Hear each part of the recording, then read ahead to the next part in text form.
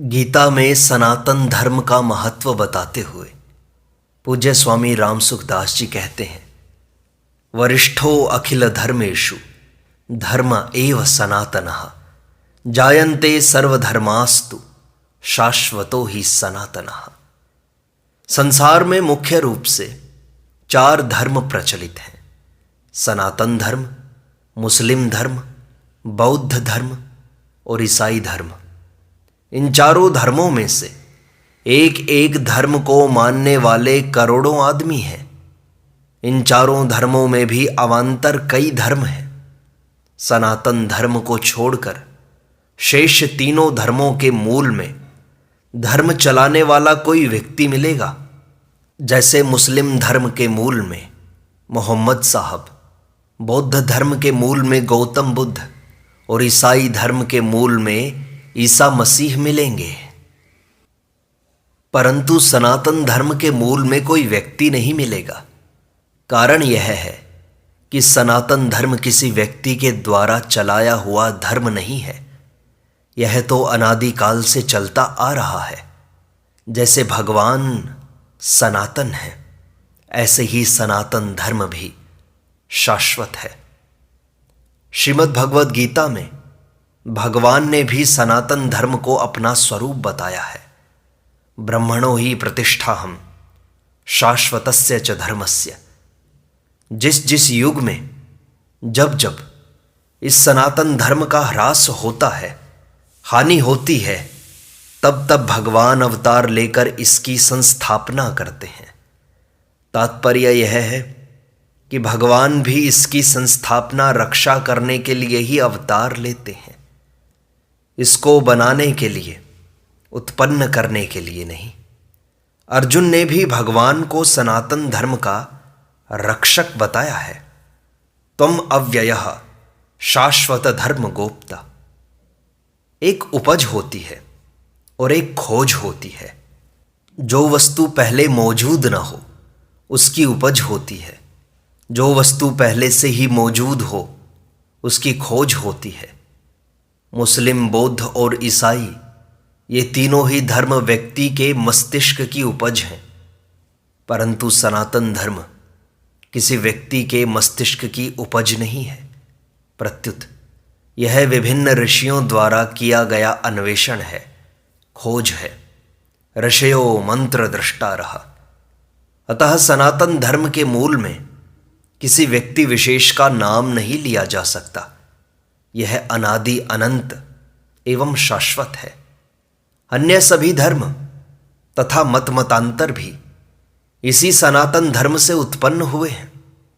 इसलिए उन धर्मों में मनुष्यों के कल्याण के लिए जो साधन बताए गए हैं, उनको भी सनातन धर्म की ही देन मानना चाहिए। अतः उन धर्मों में बताए गए अनुष्ठानों का भी निष्काम भाव से कर्तव्य समझकर पालन किया जाए तो कल्याण होने में संदेह नहीं करना चाहिए, क्योंकि प्रत्येक धर्म में कुधर्म, अधर्म और परधर्म, ये तीनों होते हैं। दूसरे के अनिष्ट का भाव, कूटनीति इत्यादि धर्म में कुधर्म है। यज्ञ में पशु बलि देना आदि धर्म में अधर्म है।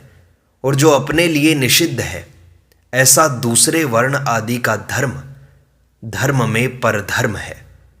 कुधर्म, अधर्म और परधर्म, इन तीनों से कल्याण नहीं होता। कल्याण उस धर्म से होता है जिसमें अपने स्वार्थ और अभिमान का त्याग एवं दूसरे का वर्तमान और भविष्य में हित होता है।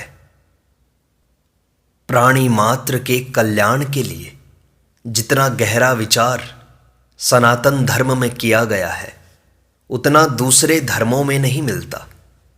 सनातन धर्म के सभी सिद्धांत पूर्णतया वैज्ञानिक और कल्याण करने वाले हैं। सनातन धर्म में जितने साधन कहे गए हैं, नियम कहे गए हैं, वे सभी भी सनातन हैं, अनादिकाल से चलते आ रहे हैं।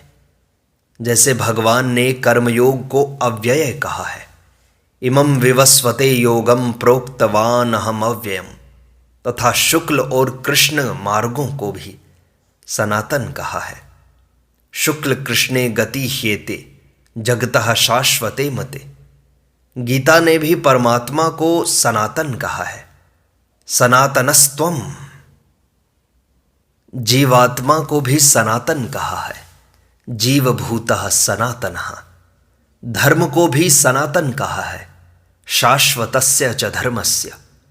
परमात्मा के पद को भी सनातन कहा है। शाश्वतम पदमव्ययम। तात्पर्य है कि सनातन धर्म में सभी चीजें सनातन हैं, अनादिकाल से हैं। सभी धर्मों में और उनके नियमों में एकता कभी नहीं हो सकती। उनके ऊपर से भिन्नता रहेगी ही, परंतु उनके द्वारा प्राप्त किए जाने वाले तत्व में कभी भिन्नता नहीं हो सकती। पहुँचे पहुँचे एक मत, अनपहुँचे मत और। संत दास घड़ी अरठ की, ढुरे एक ही ठोर। जब लगी काची खींचड़ी, तब लगी गदगद होए। संत दास सिज्जा पछे, खदबद करे न कोय। जब तक साधन करने वालों का संसार के साथ संबंध रहता है, तब तक मतभेद वाद विवाद रहता है, परंतु तत्व की प्राप्ति होने पर तत्व भेद नहीं रहता। जो मतवादी केवल अपनी टोली बनाने में ही लगे रहते हैं, उनमें तत्व की सच्ची जिज्ञासा नहीं होती, और टोली बनाने से उनकी कोई महत्ता बढ़ती भी नहीं। टोली बनाने वाले व्यक्ति सभी धर्मों में हैं। वे धर्म के नाम पर अपने व्यक्तित्व की ही पूजा करते और करवाते हैं, परंतु जिनमें तत्व की सच्ची जिज्ञासा होती है, वे टोली नहीं बनाते, वे तो तत्व की खोज करते हैं। गीता ने भी टोलियों को मुख्यता नहीं दी है, प्रत्युत जीव के कल्याण को मुख्यता दी है। गीता के अनुसार किसी भी धर्म पर विश्वास करने वाला व्यक्ति निष्काम भाव पूर्वक अपने कर्तव्य का पालन करके अपना कल्याण कर सकता है। गीता सनातन धर्म को आदर देते हुए भी किसी धर्म का आग्रह नहीं रखती और किसी धर्म का विरोध भी नहीं करती। अतः गीता सार्वभौम ग्रंथ है, सबका ग्रंथ है।